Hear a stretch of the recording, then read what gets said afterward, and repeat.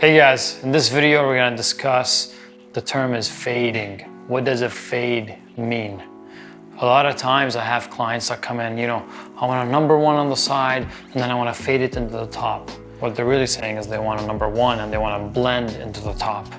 But what a fade means is when someone comes in and says, I want to do a number one fade into a two and then blend into the top. Or let's say I want to fade a skin fade, so I want to start with skin and then I want to fade it up and then blend it in.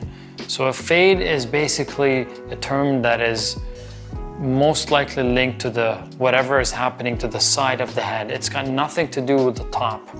When you enter the top territory, that's where the blending terminology comes in, and then we texturize the hair or we point cut it or whatever. But when we use the terminology fading, it's usually we're talking about something that's happening on the bottom side of the head. That's where after you've debulked, you do a fade on the sides. And what that looks like is, for example, on this mannequin's head, we've done a 1.5, and you want to do, let's say, a skin fade on the side into the 1.5.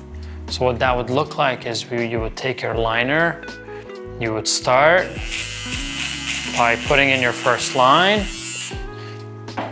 and then you can use your shaver here to really get down to the skin, and then you would use your clipper and you would start fading